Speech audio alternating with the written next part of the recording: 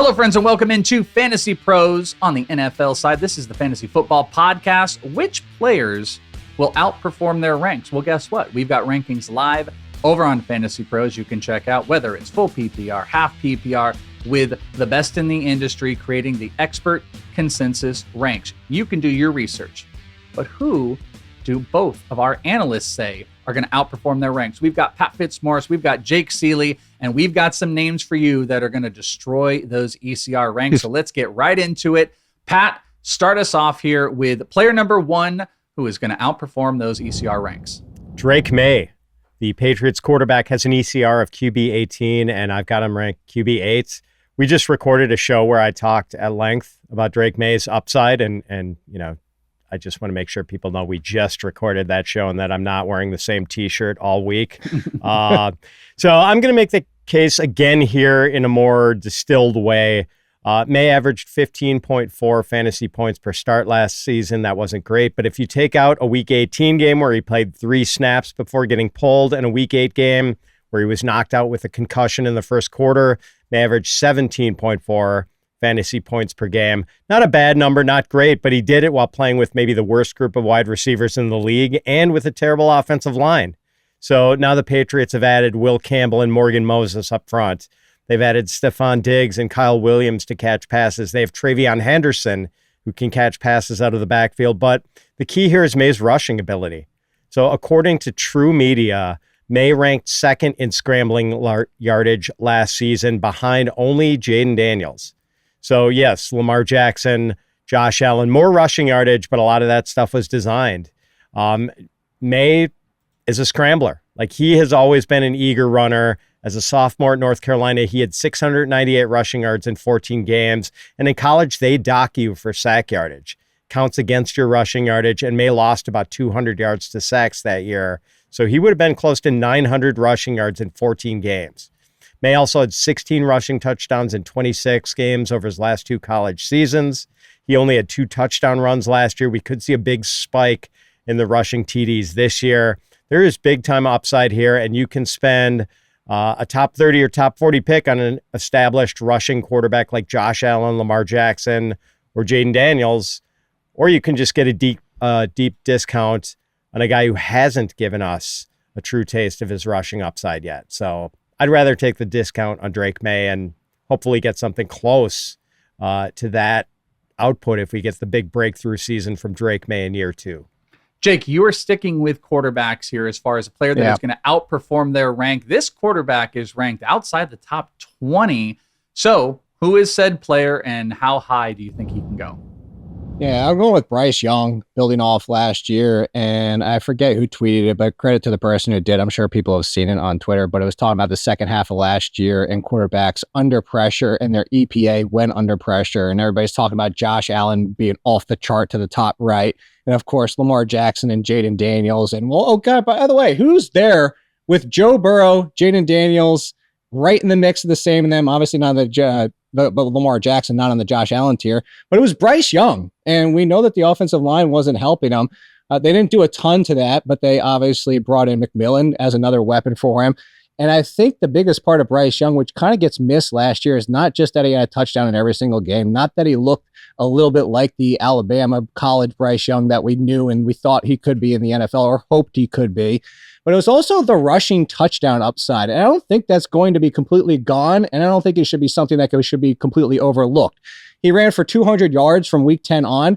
He also ran for 5 touchdowns. He called his own number in the facet of not quite Josh Allen again, but at least enough times to say, like, look, he's going to take it. It's not all going to be Chuba Hubbard in this backfield.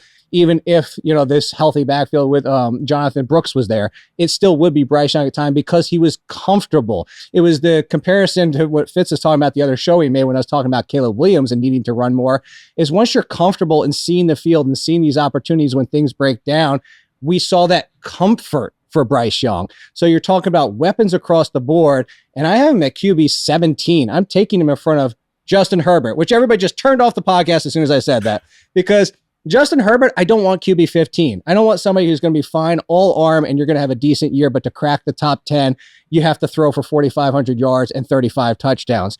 Bryce Young, it's going to be tough to crack the top 10, but at least there's some rushing touchdown equity and rushing touchdown upside where I could say, you know what, he could throw for 4,028 and crack the top 10 just with some of that rushing upside, which a lot of these other quarterbacks like Sam Darnold and Penix and all these other names that are kind of in that same world but ahead of them just don't have. So I think Bryce Young, consensus 23. I am at 17. I am banking on that upside and what he built off that second half of last year.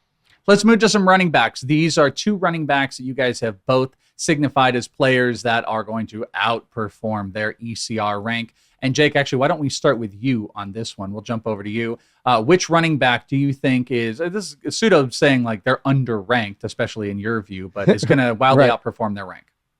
So, and for the fact, I have him at RB7, consensus RB12, so wildly outperformed. But I'm actually surprised, and why I wanted to bring him up is that more people I thought would be on Chase Brown after what happened in the draft. A lot of people were scared. This was one of the backfields that was like, oh my gosh, if you're in Dynasty, see what you can potentially get for Chase Brown, because what if they pull a round 2, round 3 running back, pull it at Judkins, put Judkins alongside of Chase Brown, and split backfield. But they didn't. They drafted Taj Brooks, which I've said before on this network, on this show, and on my article over The Athletic, is a very, very similar running back to Chase Brown, which tells me if Chase Brown gets hurt, Taj Brooks is the solution, because Zach Moss and Samaje Perine are different running backs in a different world where those are going to be the complementary pieces. And I know a lot of people will point out that Chase Brown might fall into that Lamar Miller from back in the day, we don't want him to get 20 touches a game, and that's fine. I don't want him to get 20 touches a game because I don't want Chase Brown to get murdered. But Chase Brown in 15 to 20, in that range, 15 to 18, he can be what he was last year. And RB7, if you look at it and you take out the beginning games where he wasn't the lead for the Bengals, and then you turn to the games where he was the lead and go from that point on, which was around week 4, I think, or whatever it might have been, guess where he was? RB7. I actually think there's a world for him to reach the top 5, especially in this offense. And I'm shocked. I'm actually surprised that more of the consensus rankings, that people in general don't have him clearly inside the top 10, ahead of names that have split backfield concerns already from day one. I think this backfield is clearly Chase Brown's, and the draft made me feel even better about that. All right, Pat, you got one of my favorite running backs from last season. Still love him this year. This is a running back that is a top 10 RB, but you think he's still being underranked. So how and who is this player going to outperform the rest? Yeah, I do think he's underranked, Welsh. It's Bucky Irving, and he is right at RB10 in our expert consensus rankings, but I've got him RB6. And I'm convinced that anyone who has Bucky Irving ranked RB10 or lower did not have him anywhere in any league last year, because that guy was a machine down the stretch last year. I know the one league where I had him, I won the championship, and he was a major engine for me in those playoff weeks, especially. Just seems like a lot of people, including a lot of fantasy analysts, aren't fully buying into Bucky Irving, and I'm not sure why. He looked fantastic last year. Passed the eye test with flying colors. The dude just moves differently. Like Bucky strings moves together. His feet are so quick. He makes cuts that break ankles. And for a little guy, Bucky Irving is really freaking hard to tackle. Like, not only did Bucky average 5.4 yards per carry last season, he averaged 3.93 yards after contact per carry, the most among all running backs with at least 60 rushing attempts last year. He was number 1. And Bucky Irving first forced 62 missed tackles last year. That ranked 8th, and every one of the 7 running backs ahead of Bucky on that list had more carries. He also catches passes, 47 receptions as a rookie. Rachaad White had been a pretty capable running back for the Buccaneers, and by the end of last season, the Buccaneers had made White a pure backup to Bucky Irving. Like, are we really worried that Rachaad White is going to take his job back? Come on. Like, Bucky Irving is miles better than Rachaad White. We saw it with our own eyes. That was not a mirage. Trust your own eyes. Bucky Irving's ECR at RB10 is just way too low. And, he and Brock Bowers are going to be my 2 favorite second-round targets in this year's drafts. Bowers early in the second round, Bucky late in the second round. Pat and Jake both have one more for you. We're going to get to wide receivers, but we're going to give you a chance to take home one of the best wide receivers in the league autograph item, because you've got a chance to win a signed Nico Collins Texans jersey for free, courtesy of our friends over at pristineauction.com. All you've got to do, it's really easy. Subscribe to the Fantasy Pros YouTube channel right now. Drop a comment below on any video, and that's it. We'll be announcing a winner right here on the channel, so make sure to also turn on notifications so you know when we've got new videos and potentially so you can claim that Nico Collins autograph jersey. Final up here, we have got a wide receiver. Pat, let's kick it to you. This wide receiver is going to outperform their rank. Stefon Diggs, whose ECR is wide receiver 43. I've got him wide receiver 35, and that's conservative, I think. Obviously, one of the reasons why Diggs has an ADP outside the top 40 is because he tore his ACL last October, but Diggs says he's ahead of schedule in his recovery and is trying to be ready for week 1. Even if Diggs isn't quite ready to play in week 1, we're probably not going to have to wait that long until he's back. And when he comes back, Diggs is immediately going to become Drake Maye's number 1 receiver. Before last year, Diggs had topped 1,000 yards in 6 straight seasons, and he was on a 1,000-yard pace last year when he got hurt. I'm not going to say Diggs is the same guy he was in 2020 when he had 127 receptions, 1,500 yards, helped Josh Allen make the leap from promising young quarterback to superstar. Diggs isn't a top 5 receiver anymore, but can he be a top 25 receiver? He absolutely can be. In fact, I think Diggs is very likely to finish as a top 25 receiver if he's back for week 1. Stefon Diggs' ECR of wide receiver 43 is way too low. Buying opportunity here for Steph Diggs. All right, Jake, finish this off here. Wide receiver. This guy is being underranked and is going to outperform what rank? Yeah, I wanted to say my biggest for last. Well, let's say his ECR is 101. That's right, outside the 100s.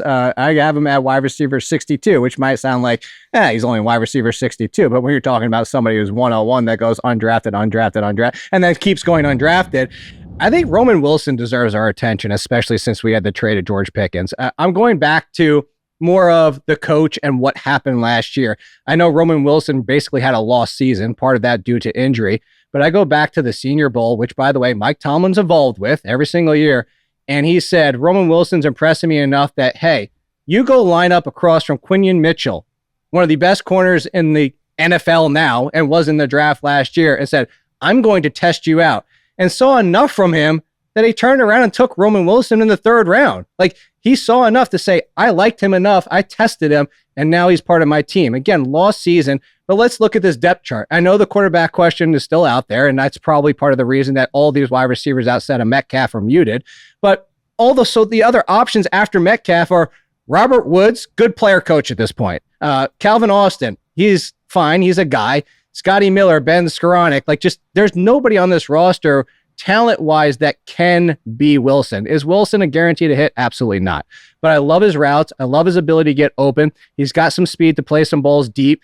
You would like a little bit more after the catch, but if he could step in as the number 2, and there's not some big names in front of him to make that leap, unless they sign like an Amari Cooper and shock us. But as of today, if he steps in as the number 2, I don't care if the quarterback is Aaron Rodgers, there will be enough value there that you're going to want him at least as a wide receiver 5.